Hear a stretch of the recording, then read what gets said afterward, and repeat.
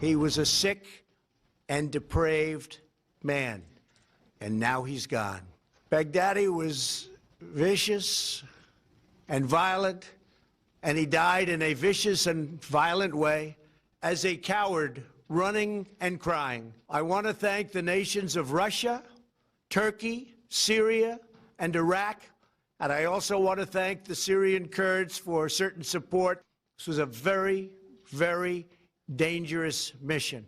Last night was a great night for the United States and for the world. A brutal killer, one who has caused so much hardship and death, has violently been eliminated. He will never again harm another innocent man, woman, or child. He died like a dog. He died like a coward. The world is now a much safer place. जी नाज़रीन, अमरीकी सदर Trump की गुफ्तगू आपने सुनी अबू बकर Baghdadi के मारे जाने पर। मेरा औरिया साहब से यहाँ सवाल है, औरिया साहब, यही वो दौलत इस्लामिया दाइश जिसको आप कहते रहे, ये बनाने वाले भी तो यही थे और आज मारने वाले भी यही। बहुत सारे अमेरिकी सेनेटर्स, सीआईए के लोग, बनाने की वजह अपनी है, टिश्यू पेपर थे ये सारे। देखिए मसला जरा ये है कि अगर अमेरिका वहाँ ना आता तो ना बगदादी होता और ना वहाँ अलकायदा आती, ना वहाँ कुर्दों का मामला होता, ना कुछ और चीज़ों का। कातिल तो ये है। देखिए मसला जरा है कि बगदादी को किस जगह आपने खड़ा किया था और बगदादी को क्यों खड़ा किया गया। बगदादी को इसलिए खड़ा किया गया कि आपने जिस वक्त आप एंटर हुए तो आपने दो लोगों से वादा किया कि अगर सद्दाम को मदद करोगे गिराने के लिए तो हम तुम दोनों का साथ देंगे। एक थे कुर्द और दूसरे थे शिया। ठीक, अब दोनों को आपको हुकूमत देनी थी। आपने 2003 में दाखिल हुए और कुर्दों को और शियों को आपने वादा किया। शियों को कहा था कि तुम्हारी मेजॉरिटी है, तुम आ जाओ। सद्दाम ने तुम्हारे पर गलती से कब्जा किया, इसीलिए वो किसी तौर पे उनका साथ, उन्होंने सद्दाम का साथ दिया। 7 लाख फौज उसकी गायब हो गई। कुर्दों को कहा था तुम्हें अलग ममलकत बना के देंगे और तुम्हें आज़ाद कुर्दिस्तान और ये वो, लेकिन आखिर उन्होंने एक ऐसा आइन ड्राफ्ट किया कि जिस आइन के तहत कुर्दों को और उनको मिलकर एक हुकूमत बनाने दीजिए। अब अमेरिका की गिलाजत और गंदगी ये है कि ये कभी भी नहीं चाहता कि कोई एक इंडिपेंडेंटली हुकूमत गवर्न करे, उसके ऊपर एक थ्रेट कायम रखते हैं। उस थ्रेट कायम रखने के लिए उनको चाहिए ये था कि उस पॉपुलेशन को इतना एंटेगोनाइज किया जाए जो पॉपुलेशन इक़्तिदार से उतरी थी।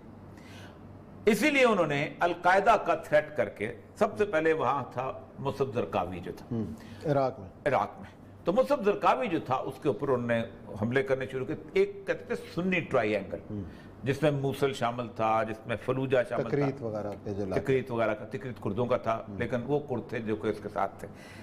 तो उनको उन्होंने उस पर ऑपरेशन शुरू किया। अब फलूजा का तो 3 दफा मुहासरा हुआ है और एक एक घर से बंदों को निकाल के कत्ल किया गया।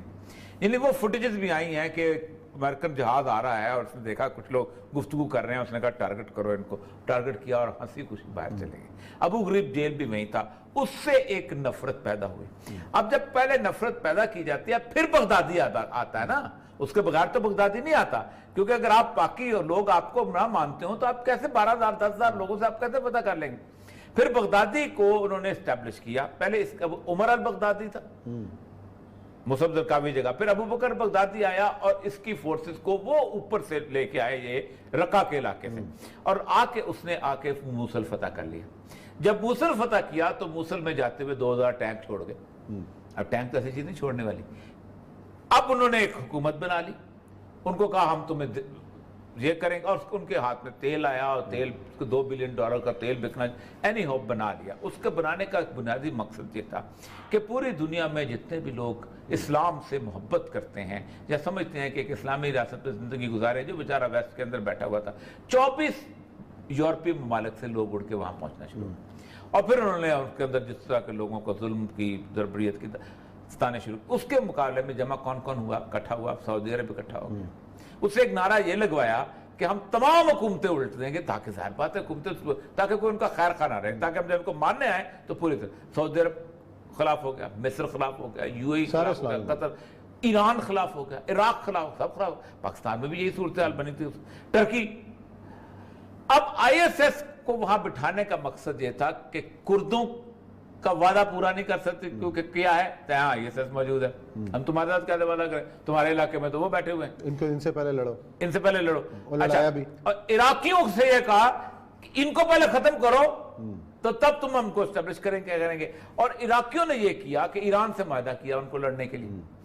अब इसको मारने से पहले ये मेरे हाथ में पेंटागन की एक रिलीज है 24 अक्टूबर, आज क्या है 27 को मारा है ना? आज 28 है, आज 27 कल 3 दिन पहले किया है कि अमेरिका ने sending arm vehicle to the Syrian oil field. उसकी रीजन देते हैं the US has been sidelined due to Turkey and Russia agrees to joint patrol in the Syria.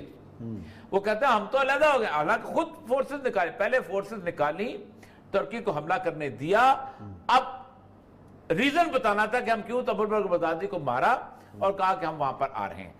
बिल्कुल वही कैफियत जो कि ओसामा बिन लादेन की थी। अमेरिका ने 4 साल पहले फैसला कर लिया था कि हमने निकलना है। हिलरी क्लिंटन ने आर्टिकल लिखा था कि where we are going to spend our next 10 years। तो उसका ओपनिंग सेंटेंस ये थी, the people who believe that the strength of the America lies inside America are fools. जो लोग ये समझते हैं कि अमेरिका की जो ताकत है अमेरिका के अंदर है, वो बेवकूफ के बच्चे हैं। The strength of America lies outside America, America की ताकत अमेरिका के बाहर। तो उन्होंने कहा था कि हम चाइना और मिडिल ईस्ट, सॉरी फार ईस्ट का इलाका जो है ना, ये जो मलेशिया इंडोनेशिया इस इलाके की तरफ जाना चाहते हैं, हम अफगानिस्तान छोड़ देंगे क्योंकि हमारा काम पूरा हो गया। लेकिन पहला सवाल लोग ये करते कि भाईजान पूरी दुनिया से पैसा लिया आपने, जापान से पैसा लिया, यूरोप से पैसा लिया, नेटो से पैसा लिया, नेटो को वहां बिठाया, सारे लोगों को बढ़ाया, ओसामा बिन लादेन की वजह से। ओसामा बिन लादेन तो जिंदा है तो तुम छोड़ के जा रहे हो। तो उनको फिर ओसामा बिन लादेन को मारना पड़ा, और मारा जैसे गया वो अलग एक कहानी है, नहीं उसकी भी लाश नहीं मिली। अब यहां चूंकि आपने आना है, ओपन फील्ड के अंदर बिल्टअप करना है, तुर्की के मुकाबले में कुर्दों को एस्टेब्लिश करना है, कुर्दों को लड़ाना है आपने ईरान के साथ, शाम के साथ, कुर्दों को लड़ना है आपने इराक के साथ, कुर्दों को आपने लड़ना है ईरान के साथ। अब यहां अमन चाहिए, और अमन करने के लिए किसको मारना पड़ा? अबू बकर बगदादी को।